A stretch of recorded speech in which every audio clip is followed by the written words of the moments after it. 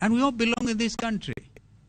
In fact, Odinga Gilange no wacho ni kalure kod kaka piny owacho osebedo ka donjore kod commissioners go en ranyisi ni jatend piny Ruto with the exacting revenge and laying ground for stealing of elections in 2027. That is what the case against Cherera and her team is about. The Musketeers, that is Chebukati, Molu, and Gulie, have sworn not to hand over to Mr. Cherera and her team. That is why there is a rush on the 4 commissioners to ensure Chebukati has no one to hand over to come January.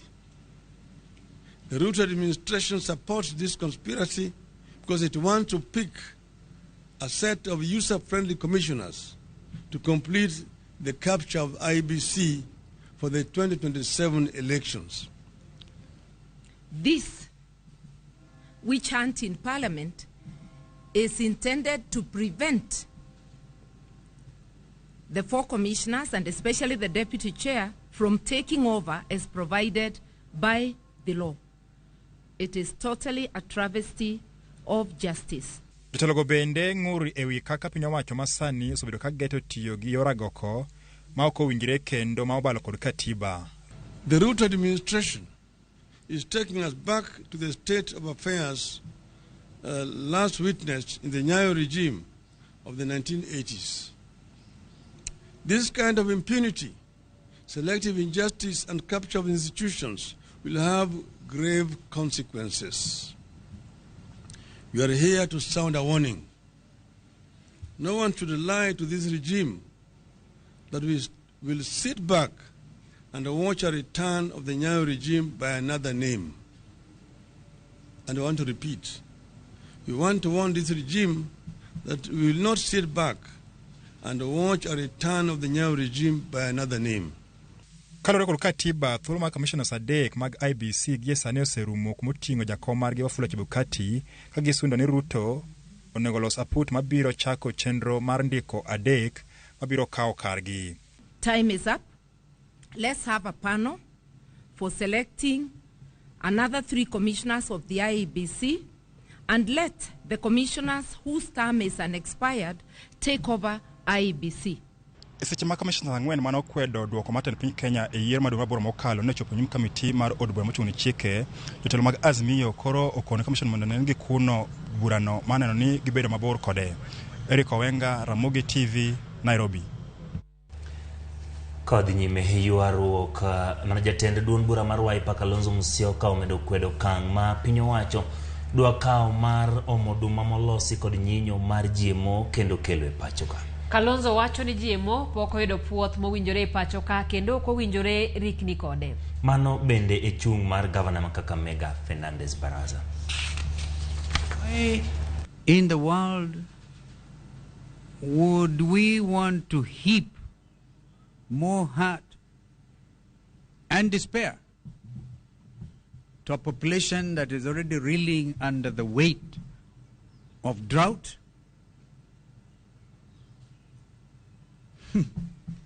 compounded by GMO politics, GMO, without any public participation? And here I want to thank the Catholic Church for beginning to show leadership.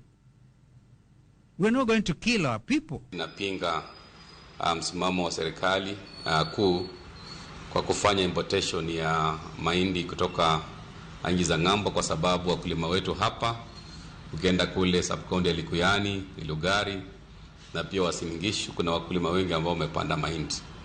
Sasa ni lazima serikali kuu iwapatie wale wakulima wetu nafasi ya kuuza mahindi yao katika kile silos badala ya kufanya ile importation. Ile importation itarudisha uchumi wa wananchi wetu nyuma sana, kwa sababu hiyo ni jambo ambalo sisi kama viongozi tunapinga. Apisas magobila e boma ma Eldoret timo apedha ne dereba mar tinga manokelo masira marapaya manyoweyo ka ji auchiel ka owito ngimagi e gweng' ma maili 9. Kamanda mar obila e kaunti ma Uasin Gishu Ayub Gitonga wacho ni jariemb tingano ne oringo molal ka gin gi malingling mabiro konyo gi make. Omedo ni ji mamoko 4 manyo tony dhi nyime gi yudo thieth e kar thieth ma Eldoret Referral e boma ma Eldoret. Gitonga mane loso boma ma Eldoret ne okwayo derepe mondo bed akicha kendo luwo chike mag apaya mar geng'o masira ma kamago.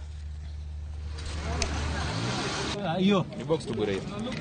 Pasa ni box ya tissue.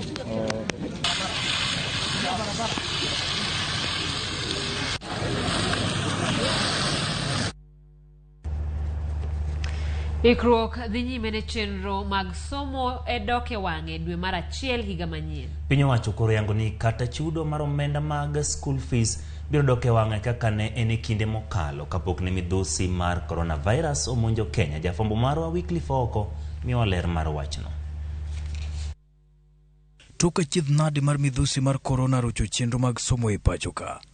Piny owacho koro yango ni kalenda mar somo jok donjo e wang'e. Chenro no mabiro chakore higa manyien biro nywando kanyakla chenro mag chulo mag school fees ka jonyuol biro dhi nyime gi chulo school fees mana kaka ne en motelo ne donjo mar corona e thurka. E higa mar 2015 aput ne ochuogi kendo mane otelnegi Kilemi Mwiria ne ogoro kwan omenda ma janyuol chulo kaka ting' mar school fees e sikunde mag primary kod sekondar. Kaluwore gi lipodno, sikunde madongo ma otisi kaka National janyuol ni kod ting' mar chulo omenda maromo gana 53 kaka school fees e seche ma sikunde maluwo mago madito kata extra counties chulo kind omenda maromo gana 45 nyaka gana 53. Jonyuol ma nyithindgi somo e sikunde ma idhie to idok pacho kata day schools chulo omuom maromo gana 9 e seche ma sikunde mag jopuonjre mong'ol chulo gana 37 kaka school fees. Kaluwore kod jatend migawo mar somo Ezekiel Machogo, sirikal ne oduoko chien omenda ma jonyuol chulo kaka school fees e pacho ka kaluwore gi midhusi mar corona mane okelo achiedh nade ne thoth jo Kenya e kinde igni maloyo 2. Chenro ma wacho ni koro orumo kendo duogo e lai dwe mar 1 higa manyien. The school calendar was interfered with because of corona, but we are assuming the normal school period with the effect from this coming year. In actual fact, when we open the schools on the 23rd of January, we will have three terms, the way it used to be before. Machogu bende okwedo weche maliekore ni piny owacho medo nengo mar somo kuom idho mag school fees ka wacho ni wechego onge adieri kata matin. The fees structure remains the same as set by Kilemi Mwiria Task Force, and anybody saying the figure has been changed, I think that one is not in Kenya. We have not changed the school fees, and if it is to be done, probably there is to be another task force. Ma timore seche ma jonyuol ywago ting' mapek ma ochomogi e kinde ma nyithindo loro sikunde, thuolo mabiro kawo kinde maromo dweche 2. Wycliffe Oko, Ramogi TV. Kambi mar Lake Agro Limited koro biro bedo e thidhia mayala kuom higni 59. Ma iluwore kod duoko ma owuok e duol ma ochung'ne weche lowo e pacho ka mano National Lands Commission. Sharon Ng'ao nigi mathoth. E lipot mane ogole yor mbui kod duol mar National Land Commission, jaket mwandu Jaswant Rai ma wuon kambi mar Lake Agro Limited koro biro yudo eka 16,713 e thidhia mayala no. Kaluwore gi NLC, mayo tingo eka 9,142 mani kambi mar Dominion Farms nigodo to kod eka 7,907 mabende omede kod duolne. Kata kamano e ng'eto mare, NLC bende owacho ni Lake Agro Limited biro mana bedo e lobno kum thuolo mar higni 59 kende, kaduto bedo higni 66 ka oriwo higni 7 mane odong' e list mar jo Dominion Farms. Kweth 18 ma oriwo grube ka achiel kod ji giwegi yande okwedo miyo Lake Agro Limited lop thidhia mayala banka ne Dominion Farms dar kanyo. Kae ne oting'o kinde mamoko Yala Ecosystem Site Support Group, Yala Swamp Community Land Committee, Imbo Bear CBO, Community Wildlife Committee, Bunyala Yala Ecosystem Site Support Committee, Edwin Ng'ong'a Ogwe, Samaki Working Group to kod familia moko 82. Ekodomio Lake Agro Limited Loni kwethni ne owacho ni lis mar higni 99 mane kambino ne dwaro ne dhi rocho ratich gi kaka oganda mo odak e alwora mar Thidhiano. Kamoko bende ne owacho ni mano en lop anyuola ma ok onego omija ket mwandu moramora. Kata kamano e ng'eto mare, duol mar NLC owacho ni eka 1,500 mar Thidhiani ibiro wene jo Imbo. Ka jo Alego to biro yudo eka 1,499. Magi duto NLC wacho ni biro rit kod kaunti ma Siaya. NLC bendo kwayo kambi mar Lake Agro ni kit mwandu magidwaro keto e Thidhiano kik bed mano mabiro njao alwora, riembo le to kod rocho ratich jodak. Lake Agro Limited osechako pidho niang' e Thidhiano ka mchele bende gigeto pidho kanyo. Jodak ma Siaya bende nigi geno ni Thidhiano ibiro kete e tich makare manyuolo negi dongruok. Anano ber kar mondo mi okete lwet jopiny. Anna fadhali kambi machielo kawe mondo endesae. Nikech kane waneno ka Dominion ne endesae, ne ber ne konyo japiny. Kech gik moko duogo sani kata kikompea kod chon kane Dominion tiyo. Ido kane go gik moko ne nitie mane dok piny, gimoka ka mchele. Ka kambi nyalo biro Siaya ka to at least nikech kwa pimo sani gi kaka ne en chon to wayudo rem maduong' kabisa nikech ne ji manondiki ne poki gima nondiki no gol te masani koro gi yweyo. Koro ka kambi machielo nyalo biro, koro mano di kony kabisa Siaya. Kambi ber molo jopiny kide sani en lwet jopiny to jopiny onge gima nyalo timo kuro. To diere mane Dominion tiyo nondiko joma ng'eny. Masani kijande manondik mwalo kanyo, mine manondik yuaga ng'i kendo yuak malich gima ne riemb wuon kambi ma Dominion. Kech oduma beche nolwar piny ni Siaka, mchele bei nolwar, wayudo mchele nyaka masli 20. Sani kech kawan kech wach ma Dominion nowuok. Koro kambi no ka ng'ato nyalo kawe to biya mondo kony jopiny dipo kondiki ji mang'eny. Sharon Ong'ao, Ramogi TV. Ekwarom gajwang' tok report ma Sharon Ong'ao no ema okawogodo yweyowa ma okwongo. Kata kamano ma ema biro tok yweyono. We have arrested about a good number of suspects. 14 of them have appeared before the court to face the charges of the murder for that sin that occurred last year. Obila omakwa chich mar nek ma dayo mayande chich goni timo timbe juo. Mondo wakonyi choro wandi nyime. Tudri kodwa kawuono ka yuano atole namba mar 079990000 kata D** 619#.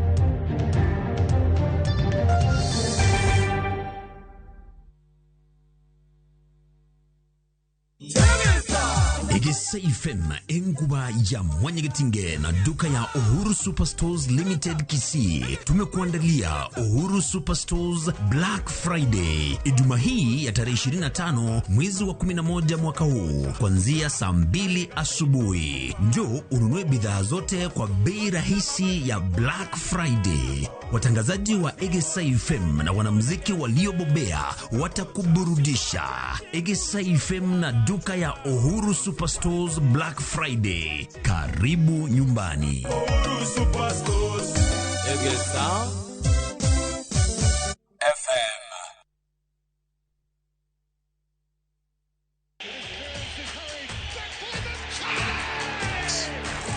Have doodles taken over your home? Hey. I need to suck your blood. Get Bolt and get your home back. Unlike other insecticides made from toxic synthetic pyrethroids, Bolt is made from 100% natural Kenyan pyrethrum, making it gentle on you but deadly on flying and crawling insects. When doodles strike, stop them dead. Bolt insecticide, gentle on you, deadly on doodles. Get Bolt insecticide today. Wakenya wengi wanaendelea kushiriki na kushinda $300,000 kwenye Shabiki Major Leagues Jackpot. Kwa majina naitwa Priska Gathoni Muya, natoka Nyeri, mpado wa Mkureni. Niko na furaha sana kwa kujishidia MJP.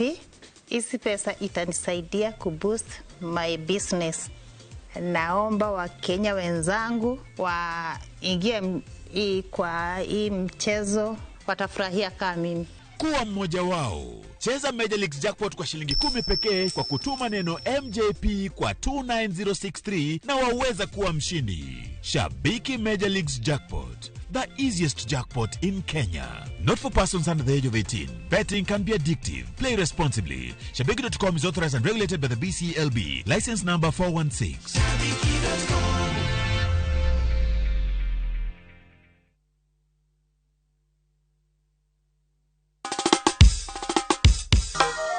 Oruwo daminga, loyo yier rombo gi ng'eny. Jumbe oselokore dweche bende koro lokore higa. Tipo mari miero mar Ramogi TV, dhialo higa achiel mar mimor kod lendo makare. Nikech mor marwa kodi kaka janeno marwa, Ramogi TV biro bago budho mara tipo e boma ma Kisumu. Tarik 2 dwe mar 12. Wabiro bedo gi jothumbe marauma e piny Luo, ka wamiel kendo wagoyonu erokamano. Kadier bedo kodwa e chenro ni kaka sponsor, tudri kodwa e namba ni 070 592 338 kata orno email e ramogisales@royalmedia.co.ke. Uduto orwaku. Ramogi TV en odwa. Dalila kona kam